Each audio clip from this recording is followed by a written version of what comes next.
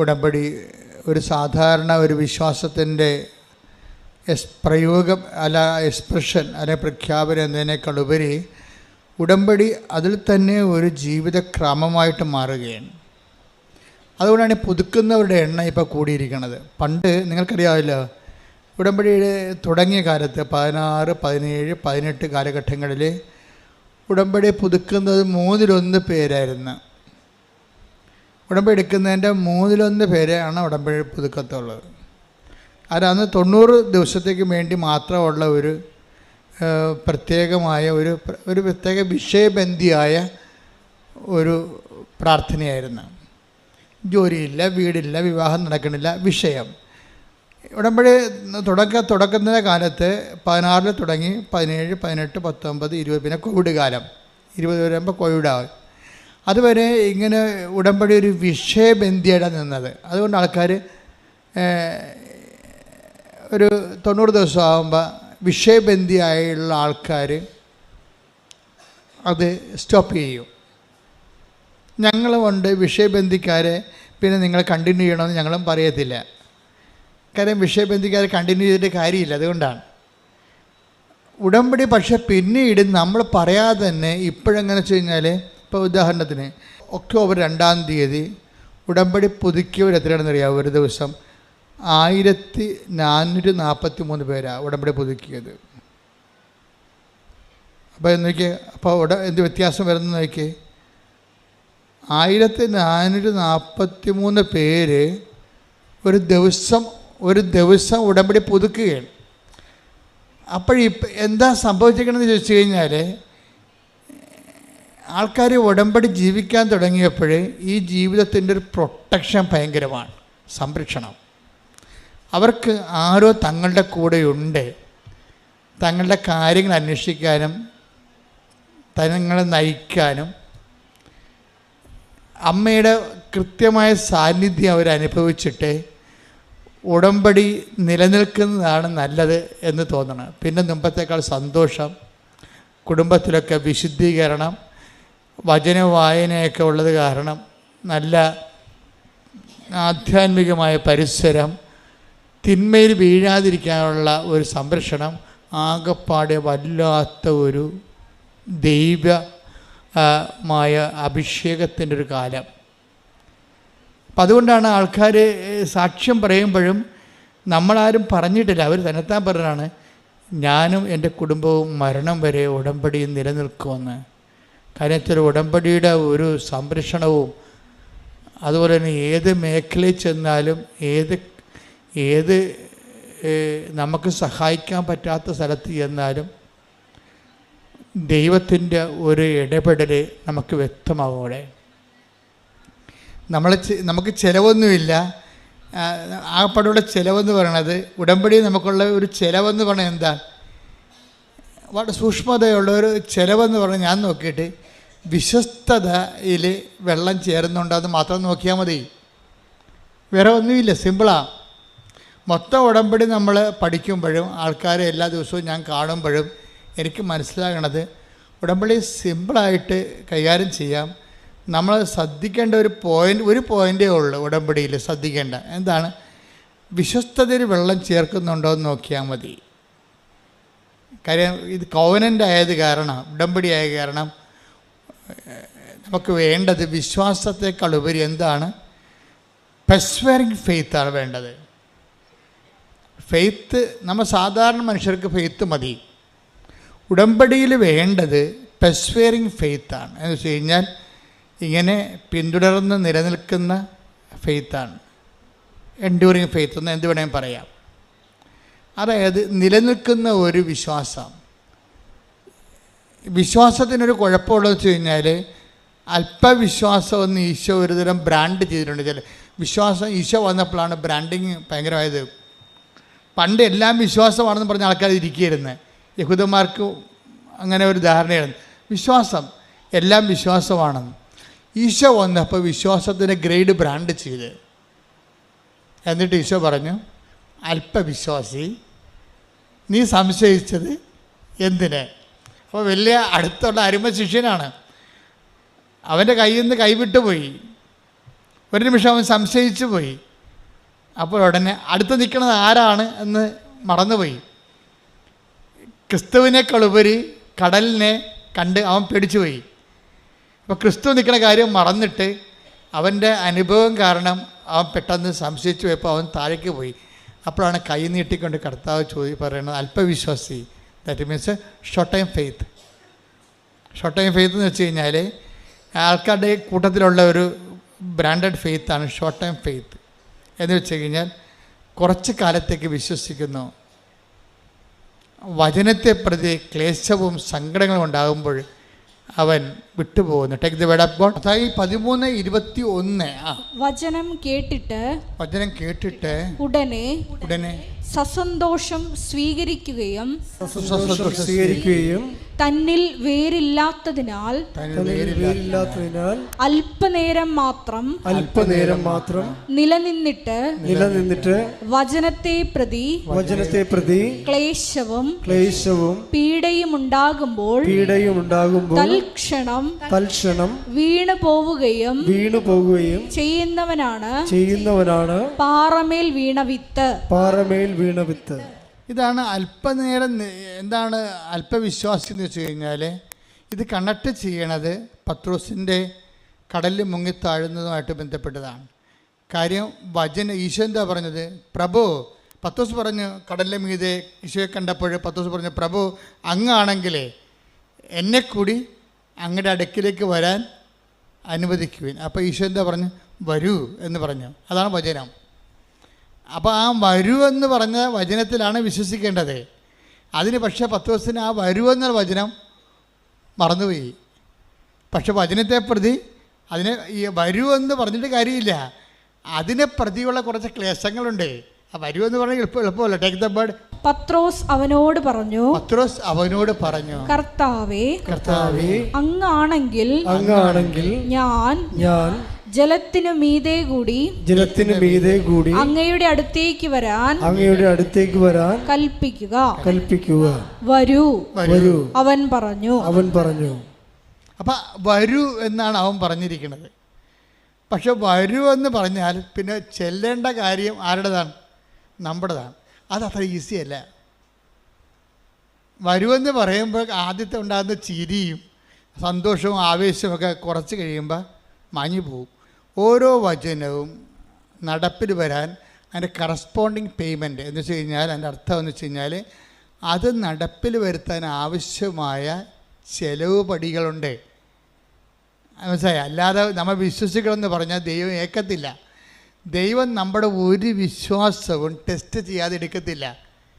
ഈ കളികളെ കൃത്യമായിട്ട് മനസ്സിലായില്ലെങ്കിൽ നമ്മുടെ ഈ പാരമ്പര്യ വിശ്വാസം കൊണ്ടിരിക്കും, ഒരു പണിയും നടക്കത്തില്ല. ദൈവത്തിൻ്റെ സ്വഭാവം നമ്മൾ എന്ത് കാലെ പിടിച്ച് പറഞ്ഞാലും ദൈവം പറയും, ഓക്കെ പറയണതല്ല ഞാൻ കേട്ടു, പക്ഷേ ടെസ്റ്റ് ചെയ്യാനുണ്ട്. എല്ലാം പത്തോസിന് വരെ പറയും ടെസ്റ്റ് ചെയ്യാനുണ്ട്. നീ പറയണ കാര്യം സത്യമാണോ എന്ന് എനിക്ക് ടെസ്റ്റ് ചെയ്യണമെന്ന് പറയും. അതുകൊണ്ട് വരുമെന്ന് പറയും. പിന്നെ വരുമെന്ന് പറയുമ്പോൾ നമ്മൾ കുണുങ്ങി ചാടി അങ്ങോട്ട് ചെല്ലും. കുറച്ച് കഴിയുമ്പോൾ ടെസ്റ്റ് വരും. എന്താണ്?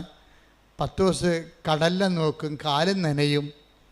അപ്പോൾ താഴേക്ക് കർത്താവിനെ മാറ്റിയിട്ട് കടലിനായിട്ട് നോക്കുമ്പോൾ എന്ന് അങ്ങോട്ട് എടുക്കും.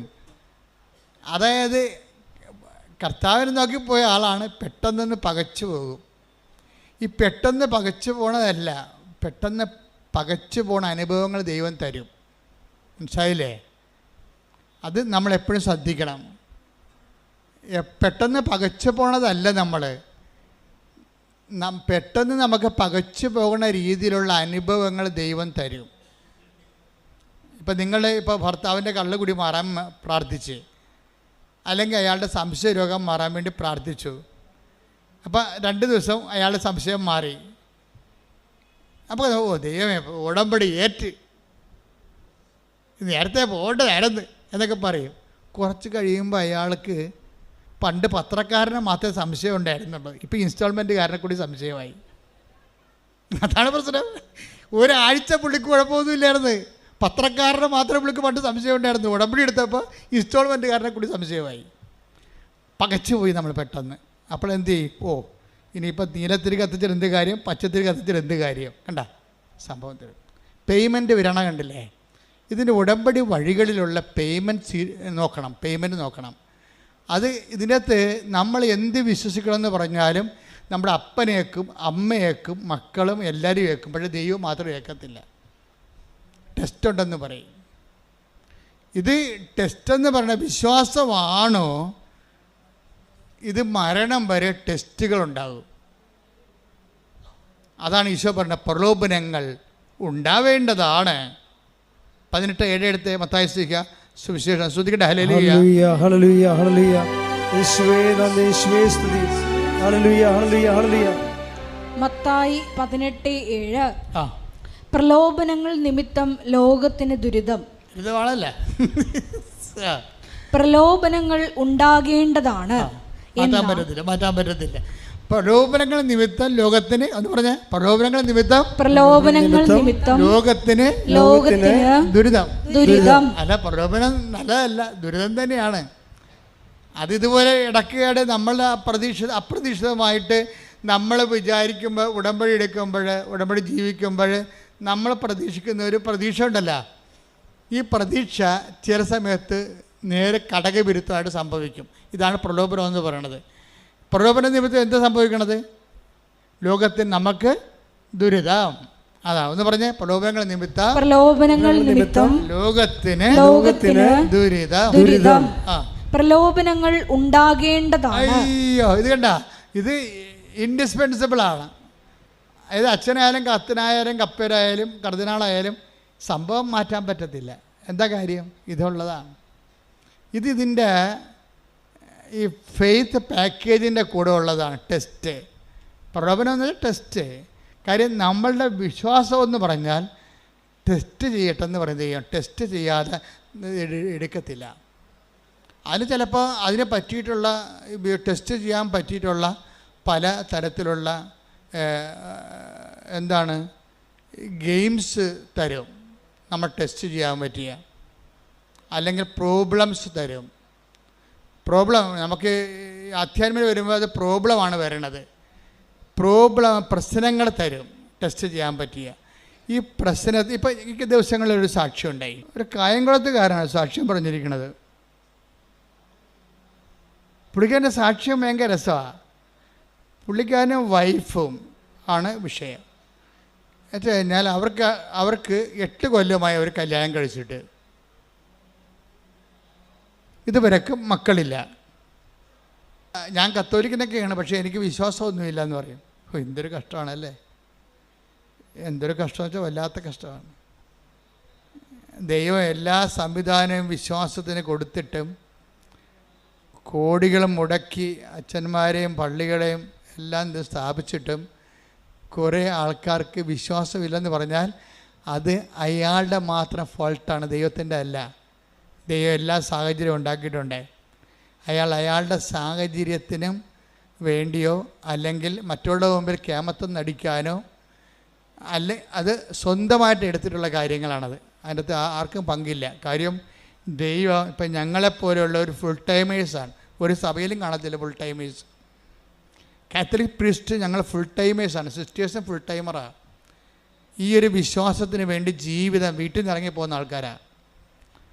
വീട്ടിൽ നിന്ന് ഇറങ്ങി ഒരു ജന്മം മൊത്തം പോയി പഠിച്ച് തിരിച്ച് നിങ്ങളടുത്ത് വരുമ്പോൾ സഭയുടെ ചിട്ടവട്ടങ്ങൾ ബിഷപ്പൊക്കെ എന്നാ പറയണമെന്ന് കേട്ടിട്ട് അതനുസരിച്ച് അനുദിനം ജീവിക്കുന്ന ആൾക്കാരാണ്. ഞങ്ങളുടെ ഇടയിൽ ആർക്കെങ്കിലുമൊക്കെ എന്തെങ്കിലും ഷോർട്ട് കമ്മീസ് വല്ലപ്പോൾ ഉണ്ടാകും. അത് 100-ൽ ഒരാൾക്കാർ 1000-ൽ ഒരാൾക്കാരുണ്ടാവും. അത് കുറച്ച് കഴിയുമ്പോൾ അവർ തിരുത്തും. അത് മനുഷ്യന്മാരായ ചിലപ്പോൾ തെറ്റൊക്കെ വരും, അതൊക്കെ തിരുത്തും. പക്ഷേ എന്നാലും ആ ലൈഫ് കമ്മിറ്റ്മെൻ്റ് എന്ന് പറയുന്നത് നിങ്ങൾക്കറിയാമല്ലോ. ഒരു സ്ഥലത്ത് ഒരു ജീവിത രീതി ഒരാഴ്ച 1 മാസം നമ്മൾ അനുവർത്തിക്കുമ്പോൾ തന്നെ മനസ്സിലാവും എന്ത് പാടാണെന്ന്. അപ്പോൾ ഇത്രയും സംവിധാനങ്ങൾ ദൈവം നിങ്ങൾക്ക് ഉണ്ടാക്കി ഇട്ടിട്ട് അവനൊരു വിശ്വാസത്തിൻ്റെ കുടുംബത്തിൽ ജനിച്ചിട്ട് അവന് വിശ്വാസമില്ല എന്ന് പറഞ്ഞാൽ അത് അയാളുടെ മാത്രം ഉത്തരവാദിത്വമാണ്, വേറെ ആരും എൻ്റെ അത് ബാധകമല്ല. പുള്ളിയെ പറഞ്ഞ ന്യായം എന്ന് വെച്ച് കഴിഞ്ഞാൽ പുള്ളി പറഞ്ഞ ഇതാണ്, എനിക്ക് ശാസ്ത്രമാണ് വിശ്വാസം എന്നാണ്, ദൈവമല്ല. ഞാൻ എല്ലാം ശാസ്ത്രത്തിനെയാണ് അടിസ്ഥാനപ്പെടുത്തിയിരിക്കുന്നത്. അതുകൊണ്ട് ഇങ്ങനെയുള്ള സ്ഥലത്തൊക്കെ വരുമ്പോൾ ഞാൻ എന്ത് ചെയ്യുന്നറിയാമോ, ഈ തിരക്ക് കണ്ടിട്ട് അവളുടെ തലക്ക് അസുഖമായിട്ടാണ് ഇവിടെ എന്നെ വലിച്ചുകൊണ്ട് ഇവിടെ കൊണ്ടുവന്നത്. മക്കളില്ല, എന്നിട്ടും തോന്നിയ ദിവസം പറഞ്ഞുകൊണ്ടിരിക്കുകയാണ്. എന്തൊരു കഷ്ടമാണ് മനുഷ്യൻ്റെ കാര്യം. 8 വർഷമായിട്ട് മക്കളില്ല, എന്നിട്ടും ഇവിടെ കൊണ്ടുവന്ന് ഭാര്യനെ തോന്നിയ ദിവസം പറഞ്ഞുകൊണ്ടിരിക്കുകയാണ്. എന്നിട്ട് അവസാനം ഇതിവിടെ വന്നിട്ട് നോക്കി നിന്ന് ഭാര്യ പ്രാർത്ഥിച്ചെന്ന് തോന്നുന്നു. ഉടമ്പടിയൊന്നും എടുത്തില്ല, പോയി. രണ്ടും കൂടി ഉടമ്പെടുക്കാതെ പോയി. ഇവൾ ഈ തിരക്കിൽ ഈ ഭാര്യയെ ഭർത്താവിനെ ഈ തിരക്കിലോട്ട് കൊണ്ടുവന്ന കാരണം അവൾ പറയണേ, ഞാൻ ഓട്ടോറിക്ഷ പോലും പിടിക്കാതെ അവളെ നടത്തിച്ചു കൊണ്ടുപോയെന്ന് ഇവിടെ കലവൂര് വരെ. അതെല്ലാം കഴിഞ്ഞ് വീട്ടിൽ പോയി കഴിഞ്ഞിട്ടും മക്കളെ വേണമെന്നുള്ള ആഗ്രഹം ഭാര്യയ്ക്കുണ്ട്. ഭാര്യയ്ക്ക് വിശ്വാസമുണ്ട് അവളെ. പക്ഷേ ഈ മനുഷ്യനെ വിശ്വാസമില്ലാത്ത ആളെയും ചോന്നുകൊണ്ട് പോയാൽ വിശ്വാസം ഉള്ളവരുടെ വിശ്വാസം കൂടി പോകും. അത് കാരണം അവളെന്ത് ചെയ്യുന്നറിയാമോ, ഈ മനുഷ്യനെ ഇട്ടും ഒരു അനുഭവം കിട്ടിയല്ല, അത് കാരണം ഒളിച്ചും പാത്തും അവിടെ നിന്ന് ഉണ്ടയിട്ട് വീട്ടിൽ നിന്ന് വേറെ ഒരു ദിവസം ഒറ്റയ്ക്ക് വന്ന് ഉടമ്പടി എടുത്ത്. അപ്പോൾ അവൾക്ക് പേയ്മെൻ്റ് ആയില്ല. അതാണ് ഞാൻ പേയ്മെൻ്റ് എന്ന് പറയണത്. ഭർത്താവ് ഇവിടെ വന്ന് നോക്കിയിട്ടും തന്നെ വലിച്ച് ഇഴച്ച് വീട്ടിൽ കൊണ്ടുപോയിട്ടും പിന്നെ അവളെ ഒറ്റയ്ക്ക് വന്ന് ഉടമ്പടി എടുത്ത് നിങ്ങൾക്കറിയാമല്ല, അമ്മ സത്യമല്ലേ, ദൈവം സത്യമാകുന്ന പോലെ തന്നെ. അതുകൊണ്ട് ഇതെല്ലാം കാണുന്ന ദൈവമില്ലേ, അവൾ അത്രയും പേയ്മെൻറ്റ് അവിടെ നടത്തിയിട്ടുണ്ടെന്ന് മനസ്സിലായില്ലേ.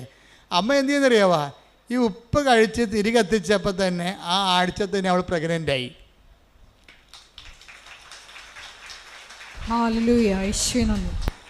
ആഴ്ച പ്രഗ്നൻ്റായി. അപ്പം ഭർത്താവിന് വിശ്വാസമായി. കാര്യം എന്താണ്, ഇയാൾ ശാസ്ത്രം പറഞ്ഞിരുന്നിട്ട് IVF-ഉം പല പരിപാടിയൊക്കെ ചെയ്തില്ല അങ്ങേര്, എന്നിട്ട് ഒന്നും നടന്നില്ലല്ലോ.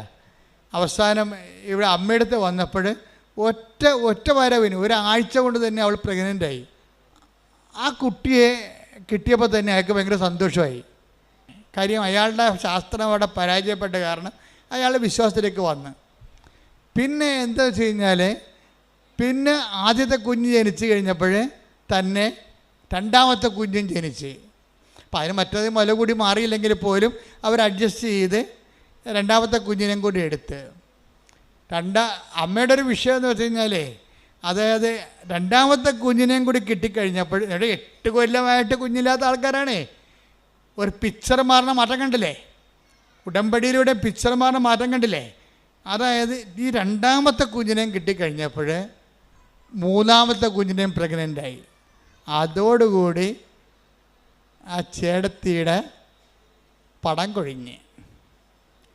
നമ്മൾ വിശ്വാസികളെന്ന് പറയുന്ന ആൾക്കാർ പക്ഷേ ദൈവം അംഗീകരിക്കത്തില്ല. അതാണ് പ്രശ്നം, ദൈവം അംഗീകരിക്കത്തില്ല. ഇപ്പം എന്ത് ചെയ്ത്, അവൾക്ക് ഈ മൂന്നാമത്തെ കുഞ്ഞിനെ കൊല്ലണം. എങ്ങനെയുണ്ട് പരിപാടി? പണ്ടൊരു കുഞ്ഞിന് വേണ്ടി തെണ്ടി നടന്നതാണ്. ഇപ്പം മൂന്നാമത്തെ കുഞ്ഞിനെ കണ്ടപ്പോൾ ഭർത്താവിൻ്റെ അടുത്ത് വന്ന് രാത്രിയും പകലും ഇവൾ നിലവിളിക്കുകയാണ്.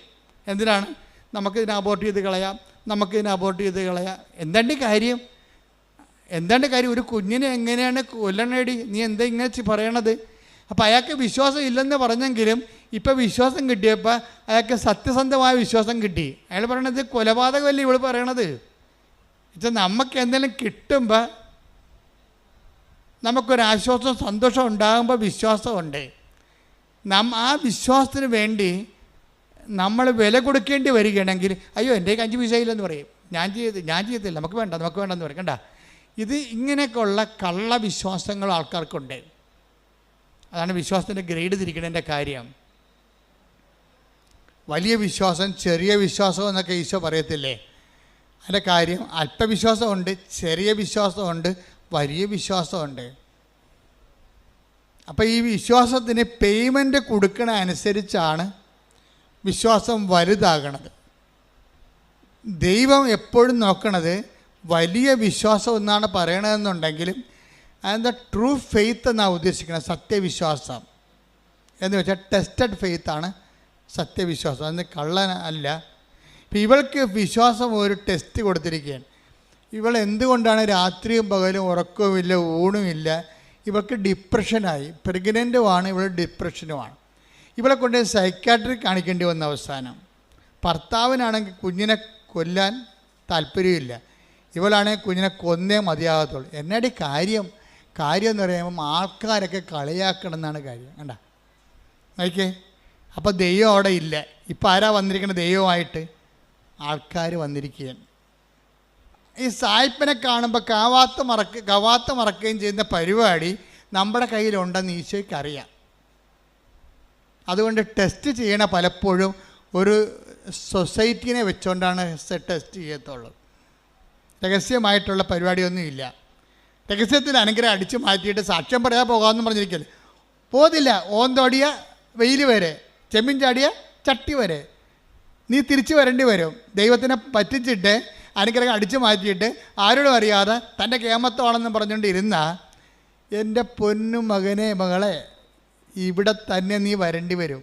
വന്നു കഴിഞ്ഞാൽ ഒറ്റ നടക്കി സംഭവം പോകത്തില്ല. എന്താ കാര്യം? നീ ഫ്രോഡാണെന്ന് ദൈവത്തിന് ആദ്യമേ മനസ്സിലായതാണ്. ഒരിക്കൽ നമ്മളോർക്കുക, നിങ്ങൾക്ക് ഭർത്താവിനെ പറ്റിക്കുക, നാട്ടുകാരെ പറ്റിക്കുക, അയൽവാസികളെ പറ്റിക്കുക, ദൈവത്തിനെ പറ്റിച്ചാൽ ആ പാട് അവിടെ കിടക്കും. ഈ ഗർഭിണികളൊക്കെ 9-ാം മാസം 6-ാം മാസം ആകുമ്പോഴൊക്കെ മൂത്ത പിള്ളേരുണ്ടെങ്കിൽ അമ്മൂമ്മ പറയത്തില്ലേ, എടി കുഞ്ഞ അമ്മയുടെ ചെല്ലല്ലോ, എന്താ ഈ കൊച്ചിന് അകം കൊണ്ട് വയറായിട്ട് വല്ല മാന്തിയിട്ടുണ്ടെങ്കിൽ ആ ഗർഭിണിയുടെ വയറിൻ്റെ കൊച്ചു മാന്തി നഖത്തിൻ്റെ പാട് അങ്ങനെ തന്നെ മരണം വരെ കിടക്കും. എന്താണ്? ശരീരം ലൂസ് ചെയ്തിരിക്കണല്ലേ. ശരീരം ഇളമക്കൊണ്ടിരിക്കുന്ന സമയത്ത് നമ്മളൊരു പാടിട്ടാൽ മതി, അവിടെ കിടക്കും. അതുപോലെ തന്നെ ദൈവത്തിനായിട്ടൊരു പണി കൊടുത്താൽ ആ പാടങ്ങനെ കിടക്കും. ഞാൻ ഇസ്രയേലിൽ ചെന്നപ്പോഴേ, കഴിഞ്ഞ ദിവസം നമ്മൾ ഇസ്രയേലിൻ്റെ ഇത്രയും യുദ്ധം ഉണ്ടെങ്കിലും കർത്താവ് നമ്മളവിടെ ധ്യാനിപ്പിക്കാൻ വിളിച്ചായിരുന്നു. ഞാനിപ്പോൾ കഴിഞ്ഞ ആഴ്ച ഈ സമയത്ത് ജെറുസലേമിൽ ധ്യാനിപ്പിച്ചുകൊണ്ടിരിക്കുകയാണ്. അപ്പം ജെറുസലേമിൽ ഞാൻ ചെല്ലുമ്പോൾ തന്നെ മലയാളികൾ എത്രയോ 100 കണക്കിന് മലയാളികളാണ് വരുന്നത്. അപ്പം ഞാൻ അവരെല്ലാവരോടും ധ്യാനത്തിൻ്റെ സമയത്ത് പറഞ്ഞു, അതായത് നമ്മൾക്ക് സമയത്ത് ഇപ്പം നിങ്ങൾ തന്നെ ഇവിടെ ഇസ്രയേലിലുള്ളവർ നിങ്ങളിപ്പോൾ പെട്ടെന്ന് ചിന്തിക്കുകയാണ്, ഇവിടെ എനിക്ക് ഭർത്താവിനെ കൊണ്ടുവരാൻ പറ്റത്തില്ലല്ലോ, മക്കളുമായിട്ട് വന്ന് കുടുംബമായിട്ട് ജീവിക്കാൻ പറ്റത്തില്ലല്ലോ, ന്യൂസിലൻഡിൽ പോയാൽ പറ്റുമല്ലോ എന്ന് പറഞ്ഞ് നിങ്ങൾ കെട്ടിയെടുത്ത് ന്യൂസിലൻഡിലേക്ക് പോകാം. അപ്പം അങ്ങനെ ന്യൂസിലൻഡിലേക്ക് പോകാൻ കൊണ്ട് കൈപൊക്കാൻ പറഞ്ഞപ്പോൾ കുറേ എണ്ണം കൈപൊക്കി. ഞാൻ പറഞ്ഞു, രണ്ടാമതൊന്നും ചിന്തിക്കണേ, ഇവിടുന്ന് ചാടറാകുമ്പോൾ ഒന്ന് ചിന്തിക്കണം. എന്താ കാര്യം എന്ന് വെച്ച് കഴിഞ്ഞാൽ എല്ലായിടത്തും എല്ലാ നിയമങ്ങളും എപ്പോഴും മാറിക്കൊണ്ടിരിക്കും. അതെനിക്ക് ജെറുസലേമിൽ ചെന്നപ്പോൾ കർത്താവ് എനിക്കൊരു ഐഡിയ തന്ന്, നിയമം ഇങ്ങനെ ചാടാൻ കുറച്ച് നിപ്പുണ്ട്, നിയമങ്ങൾ മാറിയാൽ അവിടെയും ഇല്ല ഇവിടെയും ഇല്ലാത്ത രീതി വരും. അതുകൊണ്ട് ഇപ്പം ഞാൻ പറഞ്ഞു, കൈവൊക്കെ അണ്ണന്മാരെല്ലാം പ്രാർത്ഥിക്കുക, കുറച്ച് പ്രാർത്ഥിച്ചിട്ട്. അപ്പോൾ എൻ്റെ കൂടെ ഒരു 10 ആ സമയത്ത് പള്ളിയല്ലായിരുന്നു, പൊതുവെ സാക്രിസ്റ്റി കുറച്ച് പേരെ ഉണ്ടായുള്ളൂ. ആ സമയത്ത് എൻ്റെ മനസ്സിൽ സംഭവം വന്നത് കാര്യം. അപ്പോഴേ ഇതോടുകൂടി ആൾക്കാർക്കൊരു വെളിവായി. എന്താ കാര്യം വെച്ച് കഴിഞ്ഞാൽ, ഇങ്ങനെ ചിന്തിച്ച്, അതായത് ഒരു തെറ്റായ തീരുമാനം ഉണ്ടായാൽ മതി, പ്രൊട്ടക്ഷൻ ഇല്ലെങ്കിൽ പണി കിട്ടും.